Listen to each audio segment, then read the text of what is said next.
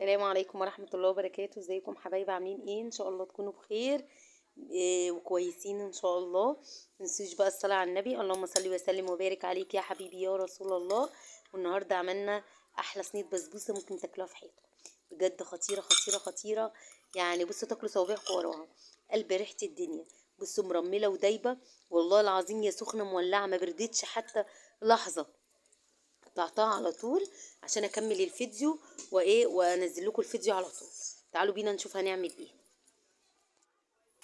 طبعا اول حاجه هجهزها هي الشربات. حطيت كوبايتين من السكر على كوبايتين من الميه وعصره ليمونه، وهتولعي عليهم، هتحطيهم على البوتاجاز بالظبط 5 دقايق وتطفي عليهم، لان سيرم البسبوسه لازم يبقى خفيف يا جماعه. سيرم البسبوسه خفيف، ما تسيبوش كتير على النار عشان ما يعقدش معاكي ويبقى تقيل. وهنا جهزت كوبايتين من سمية البسبوسه، وربع ربع معلقه صغيره من البيكنج باودر، ربع كوبايه سكر، كوبايه الا ربع من السمنه، وربع كوبايه جوز الهند. وهلم بقى كله، يعني هبس كله في بعضه كده، مش هعجن يا جماعه، هلمها بس عشان دي البسبوسه ما بيتعجنش. اهو بصوا بقى مفرول خالص عامل زي الرمل كده. هنزل بقى بكوبايه من الزبادي، وهلم بيه بقى ايه البسبوسه كده. طبعا من احسن الحلويات السريعه السهله، الطعم الريحه، هي البسبوسه اللي ممكن وانتي بتعمليها الكل يعرف انت عامله صينيه بسبوسه من ريحتها ومن جمالها. تبقى قلب ريحه الدنيا. كمان بقى لما تعمليها بسمنه بلدي تبقى ريحتها خطيره، طعمها خطير، ولما بتبات بتبقى احلى.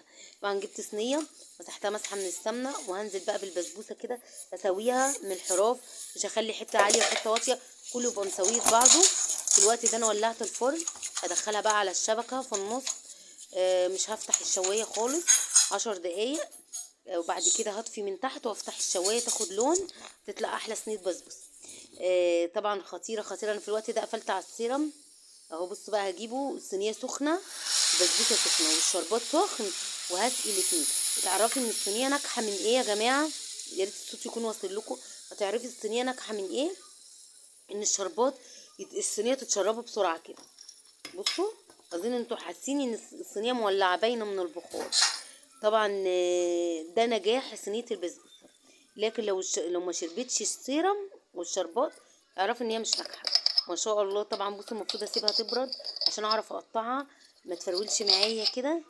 بس قلت بقى اقطع عشان خاطر ايه ياكلوا، عشان خاطر اكمل بقيه الفيديو. خطيره وريحتها قلب الدنيا. بجد تحفه. اتمنى ان كلكم تجربوها بالطريقه دي، سهله جدا ومن اسهل الحلويات اللي ممكن تعمليها في حياتك. طبعا انا لما بيكون عندي اي مناسبه بعملها هي، سريعه في ثانيه، ما بتاخدش اي وقت. لو بعمل بطبخ ولا اي حاجه ممكن اعملها في دقيقه، بتستوي بسرعه بسرعه بسرعه، ما بتاخدش وقت، ولا في فرن ولا شربات بياخد وقت ولا اي حاجه ولا عمايلها. بصوا شايفين الجمال؟ بجد خطيره خطيره خطيره، باينه اصلا، حتى الكاميرا غامقه بس باينه. اتمنى الفيديو يكون عجبكم كده. الفيديو بتاعي انتهى، واتمنى الفيديو يكون خفيف كده على قلوبكم.